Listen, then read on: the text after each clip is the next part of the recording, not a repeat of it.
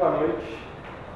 Primeiro, agradecer o convite, né, que muito honrou a Casa da América Latina,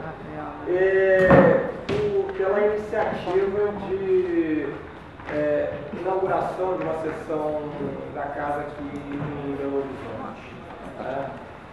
A Casa da América Latina, ela surge dentro de um contexto histórico, político, bastante inovador dos últimos 40 anos na América Latina. Inovador porque falava eu com dois jornalistas por que da fundação da Casa da América Latina. A Casa da América Latina, ela surge diante de uma conjuntura que dos anos 2000 que a América Latina sofre. Uma, a eleição de Hugo Chávez, a eleição de Lula em 2002, a eleição de Daniel Ortega, a eleição de Evo Morales, a eleição do Kirchner. Ou seja, você tinha uma série de novos presidentes na América Latina, ou que tinham um viés à esquerda, como era o caso do Chávez e do Evo Morales, até mesmo o Lula, ele é eleito por uma perspectiva à esquerda também, ou de centro-esquerda, como o Daniel Ortega, quando retoma o poder, ou progressista, como era o Kirchner, que, ao contrário do que todos esperavam, é o que dá um passo mais radical em relação ao enfrentamento com o grande capital, coisa que a gente esperava, inclusive, em relação ao Lula. Mas o Lula, a gente viu no que deu. Então não poderia dar esse passo mais radical. Quando o Kirchner faz a moratória na Argentina, a contragosto, de todos os analistas que diziam que o capital ia fugir da Argentina, o Kirchner ia colocar a Argentina numa crise imensa, e o que se viu foi justamente o contrário. Ou seja, a história, a realidade contradiz justamente toda a análise dos grandes especialistas a serviço das grandes agências econômicas e de informação, porque a Argentina logo em seguida começa a receber vários investimentos. Mas, de qualquer forma, esse momento é um momento importante. É um momento importante, por exemplo, no que diz respeito ao governo Chávez. Ao governo Chávez que ousa enfrentar o monopólio do petróleo, ousa bater de frente com o sindicato dos petroleiros de lá e ousa justamente inverter a prioridade dos investimentos econômicos, dando espaço para os investimentos sociais. Então, esse cenário é um cenário que exigia da esquerda brasileira uma postura diferenciada de quem, na maioria das vezes, esteve de costas para a América Latina. Na maioria das vezes, não se integrou aos movimentos de esquerda na América Latina. A gente pode colocar aí episódios de integração em relação à Revolução Cubana, episódios com relação ao governo Allende, isso aí a gente pode ter, mas ela teve muito mais voltada ou para si própria, ou olhando para o que estava acontecendo na Europa e desconhecendo em grande parte a realidade da América Latina. E aí, o que acontece? A discussão sobre integração da América Latina passou a se dar exclusivamente pelo viés econômico. Tá? Da década de 90 para cá, e eu falava isso com um jornalista, o seguinte: da década de 90 para cá, a política no Brasil, política econômica no Brasil é a mesma. Tá? É inaugurada pelo Collor, tá? É a mesma que vem seguindo, que é a abertura dos mercados. A abertura dos mercados pressionado pelo grande capital, essa abertura dos mercados, portanto, dentro de uma perspectiva exclusivamente econômica. Essa perspectiva exclusivamente econômica colocava, portanto, no centro da discussão como que o Brasil poderia ser um parceiro importante nesse cenário latino-americano e, ao mesmo tempo, poder fazer o quê? Ser o avalista da abertura de mercado na América Latina via ALCA. Tá? O início dos anos 2000 justamente ousa romper com isso. Tá? Ousa romper com isso. Então, esse cenário que está sendo inaugurado nos anos, na década de 2000, que passa a exigir da esquerda uma outra postura. Peraí, que tipo de coisa é essa? A gente vai fazer que nem o México fez, abriu para a ALCA e aí se deu mal, né? Abriu para a ALCA e entrou com a força de trabalho mais barata e ao mesmo tempo ferrou com sua economia, tá? Ou a gente pode fazer alguma coisa diferente. Esse poder fazer alguma coisa diferente é que leva, na realidade, essa mudança de cenário político na América Latina. O Lula se elege por essa perspectiva. Tá? O próprio Evo também, o próprio Hugo Chávez também. Ou seja, você tinha aí todo um clima favorável para não ser mais subserviente ou passivo, como até então se era aqui no Brasil. E para não se ser passivo em relação ao grande capital, e o grande capital norte-americano, era extremamente necessário você também mudar um pouco a sua lógica de atuação. Tá? A sua lógica de atuação e se voltar para essa América Latina que a maior parte da esquerda desconhecia e continua desconhecendo, eu não nego isso não, até porque discutir a América Latina hoje ainda é muito difícil, porque pouca gente se propõe a fazer essa discussão. As pessoas conhecem muito mais a realidade europeia ou a realidade norte-americana do que a realidade do Uruguai, a realidade do Paraguai.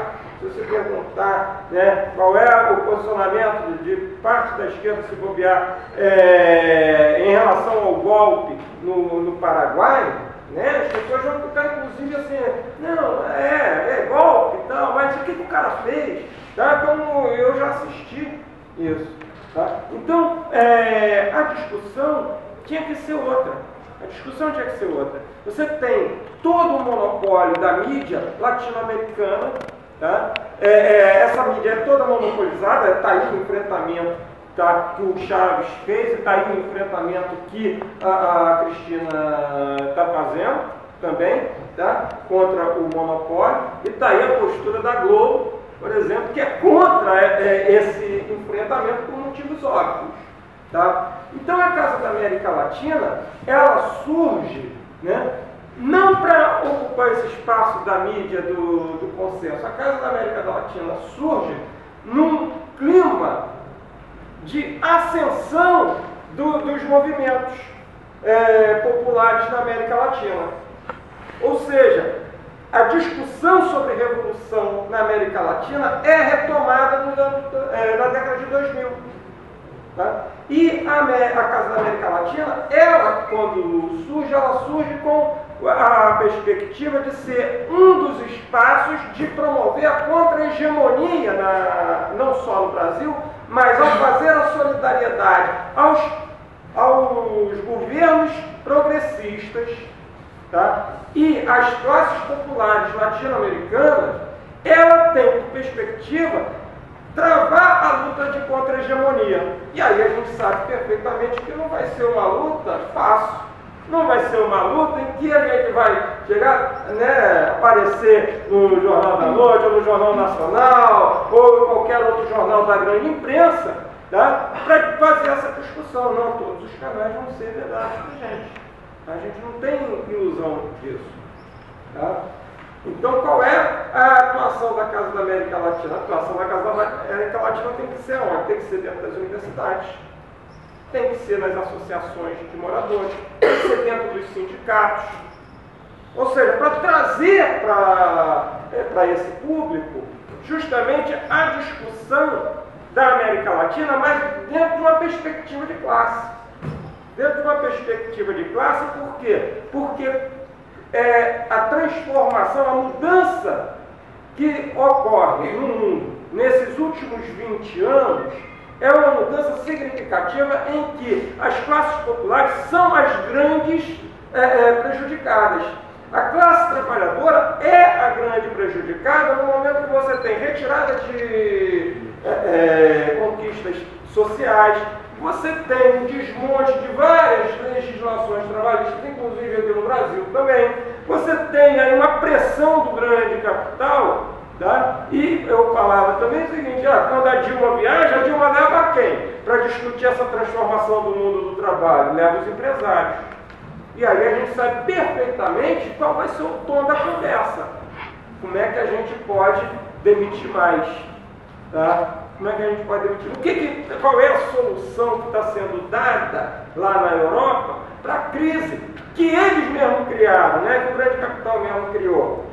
Não, para pagar a conta, os trabalhadores pagam. Tá? Para que a gente possa garantir os nossos lucros. No meio da conversa, eu tive que atender um telefonema que era do advogado do sindicato do qual eu faço parte, né? Eu sou diretor do sindicato dos professores de lá do Rio. E aí, era porque eu estou pedindo que entre com um pedido de penhora de parte dos bens da universidade em que eu dou aula, que estou com salário atrasado 2 meses e tem gente com salário atrasado 3 meses. Tá? E isso não é raro, não é só a universidade que eu trabalho. Virou, tá, um lugar comum da universidade atrasar salário. Para que pagar salário? Se a legislação garante o patrão atrasar salário em 3 meses sem qualquer punição. Então quem é que está pagando essa conta? Quem está pagando essa conta, óbvio que somos nós, trabalhadores. Então a perspectiva da Casa da América Latina é uma perspectiva de classe. Não é para fazer eventos culturais dentro dos consulados ou das embaixadas. Tá? Mas é justamente trazer para o conhecimento dos brasileiros também, né, grande parte desse acervo cultural que a América Latina produz, as classes populares latino-americanas produzem. Tá? Então, a Casa da América Latina, por exemplo, em parceria com a Universidade Federal do Rio de Janeiro, fez lá um evento no ano passado, que foi a Semana da América Latina, em que nós trouxemos grupo de dança, trouxemos comidas típicas, trouxemos literatura, tá? E filmes também. E aí para quê? Para discutir qual foi a nossa surpresa, né? Com o apoio da reitoria da UFRJ, que o atual reitor é filho de peruana e tal. Qual foi a nossa surpresa? Um total descaso por parte dos alunos em relação ao que se passa na América Latina. Dá certo. Então esse descaso também foi feito dentro da Faculdade de Medicina. Os nossos médicos são formados muito mais para vender remédio do que para discutir a questão social. Então também não estavam preocupados em saber qual é a realidade social da América Latina. Então essas coisas só nos mostram que é cada vez mais importante a gente trazer essas discussões, uma discussão crítica, séria, vamos para o debate. Por que não querem deixar a gente falar sobre a América Latina sob outra perspectiva? É porque sabe que no momento que isso for aberto, essa abertura pode trazer problema para eles. Tá? Você coloca a contradição em pauta. Né? Então, por que não se discute, né, o que é essa proposta do Chaves, né, de um socialismo do século XXI? Né? Que todas as vezes que se coloca na grande mídia, se coloca como algo pitoresco. Né? A própria figura do Chaves, a mídia trabalha discursivamente, tá, como sendo alguém fora do tom da realidade, fora de sintonia com o mundo. Ele defende, olha só que absurdo, enquanto a gente está discutindo liberdade de comércio, o cara vem falar em vida, vem falar que tem gente morrendo de fome no mundo. Isso é algo que não cabe no mundo de hoje. Então, se apresenta mais ou menos dessa forma, né? Como se você discutir, tá, uma questão fundamental, que é a sobrevivência humana, tá, fosse algo de chacota, né? E ainda chama o pobre do Chaves de ditador. Tá? Ele pode ter vários erros, mas eu acho que ninguém foi mais testado que ele, de ser ou não ser ditador. Tá? Então, as regras foram postas, a direita se recusou a participar, perdeu, se arrependeu, tá? Tentaram o golpe, as massas colocaram ele de volta no poder, tá? Mas é necessário se discutir qual é essa proposta, porque ninguém é dono da verdade. Tá? Ele não é pitonizo, né? Ele não adivinha o futuro. Ele tem, sim, que ser questionado. Faz parte da política você ter o questionamento. Tá? Isso é fundamental que haja. Agora, é fundamental também que se entenda qual é o processo que está acontecendo ali. Quando ele, por exemplo, fecha uma emissora de televisão que era de um camarada populista. Aqui, por muito menos, se derrubou o presidente da República.